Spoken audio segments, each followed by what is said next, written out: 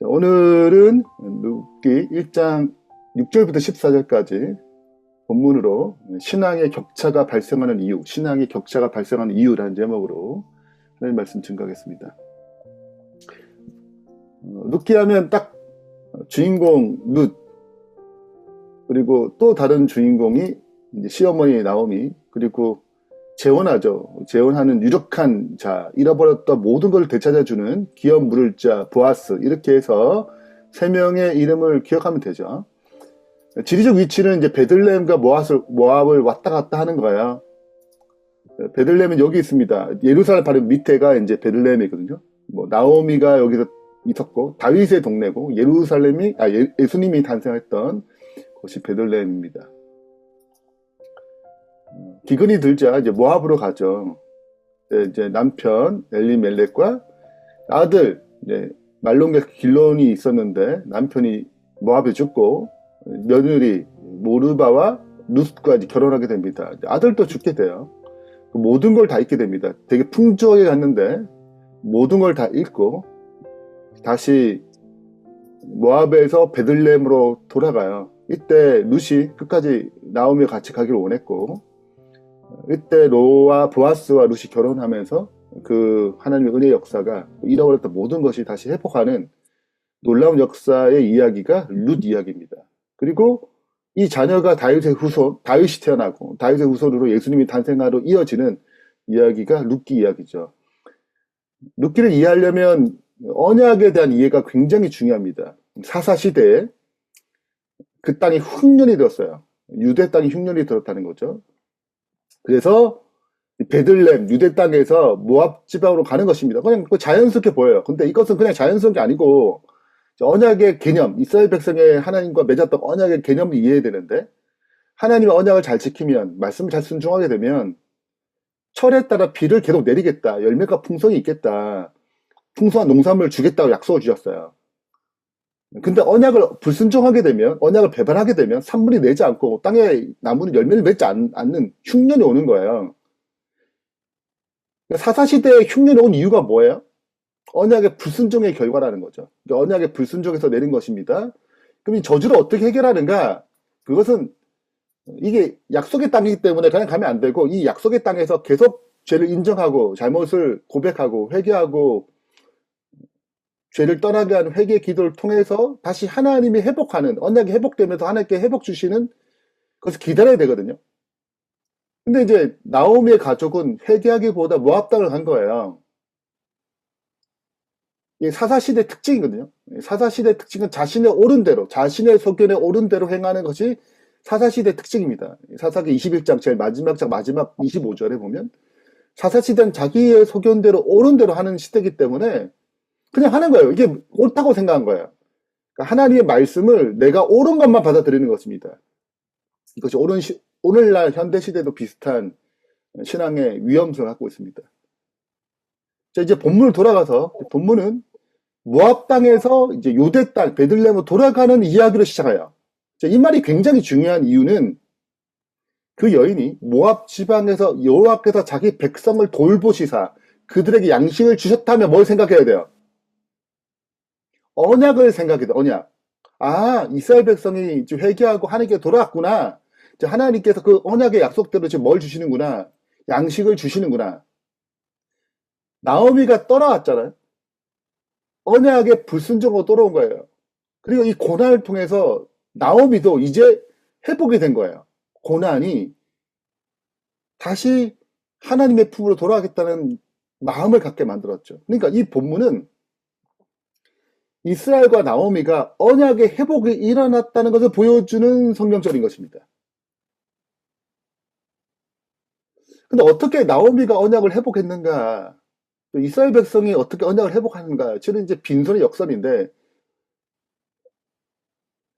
모든 걸 잃어버리니까 하나님의 은혜를 붙잡게 되는 거죠. 나오미가 더 이상 의지할 남편도 없고 자녀도 없어요.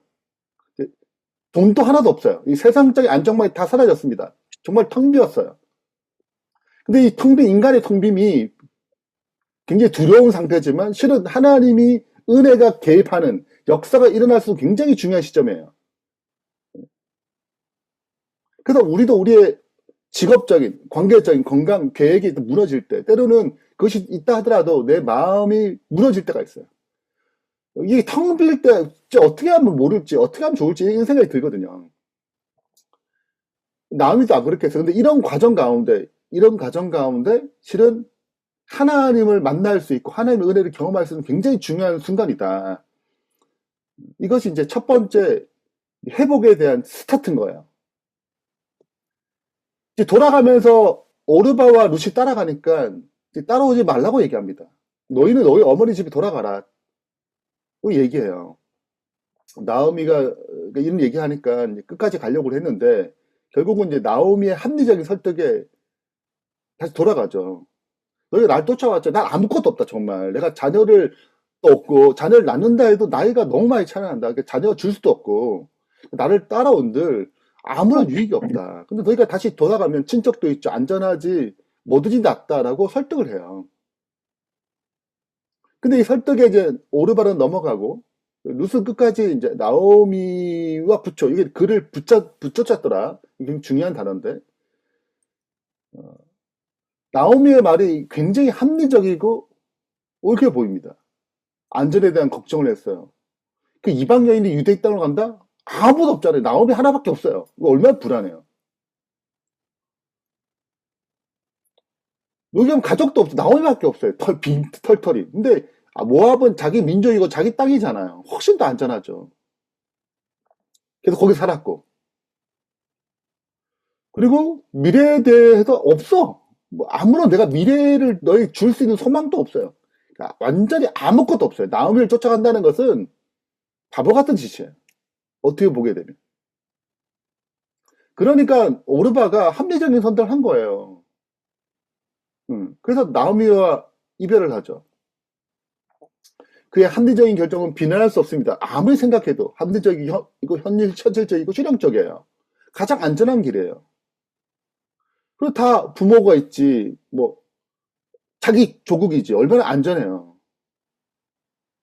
그래서 나오미를 사랑했지만 자신의 미래를 걸 만큼 충분하지 않았어요. 너무나 큰 모험이에요. 그래서 다시 모압 땅으로 돌아갑니다. 그러니까 룻은 그렇지 않았어요. 룻은 진짜 미지의 믿음의 길을 선택했어요. 합리적이지 않고 가진 것도 아무것도 없는 가면 굶어 죽지 않을까? 이런 생각도 되는. 그럼 나오미를 의지할 만 하겠어요? 나오미가 아무것도 없는데. 그러니까 룻도 이 과정에서 이 고난의 과정에서 나오미가 신앙을 회복하듯 이 과정에서 이 룻도 하나님을 알게 되는 경험을 가진 거예요. 그래서 이 나오미만 결탁된 게 아니라 그 나오미가 믿는 하나님도 룻이 선택하게 되는 굉장히 중요한 순간이죠. 여기 룻이 그를 붙잡았다는 이 말 자체가 연합하다, 뭐 결속시키다, 달라붙다. 그리고 창세기 2장 24절에 처음 단어예요. 아담과 하와가 결혼할 때 하나 되었다는 말이에요. 그러니까 이제는 나오미와 저가 분리될 수 없어. 어머니와 나를 분리시킬 수 없다. 완전 결착됐다. 운명 공동체다. 여기서 우리는 뭘 보냐면 언약의 회복의 특징을 봅니다.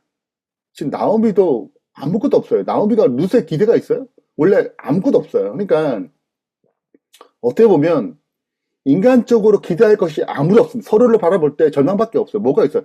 이방연이잖아요. 그러니까 서로를 바라볼 때 실은 기대할 것이 아무것도 없는 것입니다. 단 하나, 하나님이 이 땅을 돌보셨대. 그거 하나 믿고 가는 거예요. 이게 언약을 회복할 때 나타나는 특징이 뭐냐면 그분에 대한 믿음이 탄생하거든요.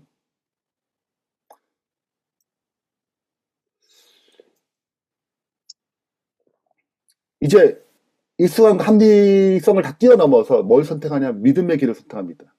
실은 여기에 신앙의 격차가 일어나는 지점이에요. 저분은 왜 신앙이 참 좋지? 저분은 왜 이렇게 신앙에 대한 성숙함이 있지? 이 모든 것의 중요한 선택은 여기에 있습니다. 우리가 이제 우리 삶 가운데 이런 게 있어요. 익숙한, 합리적인, 내가 편한 것.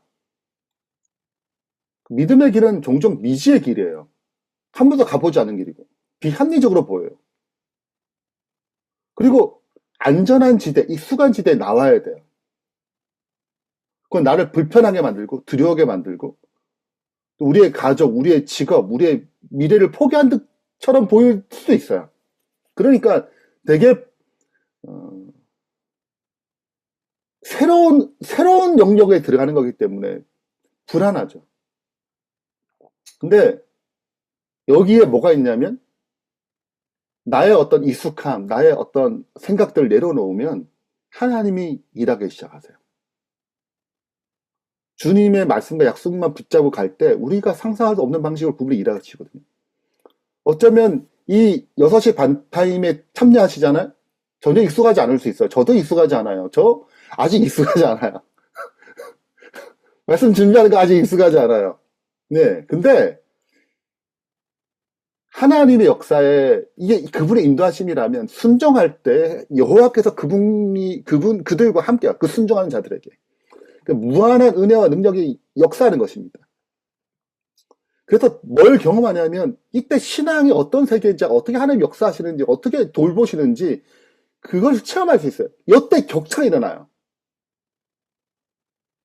우리의 가장 중요한 태도는 그 익숙함과 합리가 아니고 그 믿음의 길을 선택함으로 그분의 경험, 그분이 일하시는 놀라운 역사를 체험할 수 있는 기회의 길을 걸어가는 것입니다.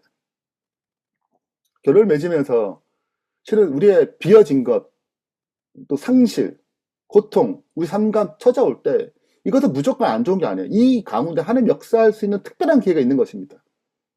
이런 상황 가운데 선택이 되게 중요한데 뭘 선택할 것인가?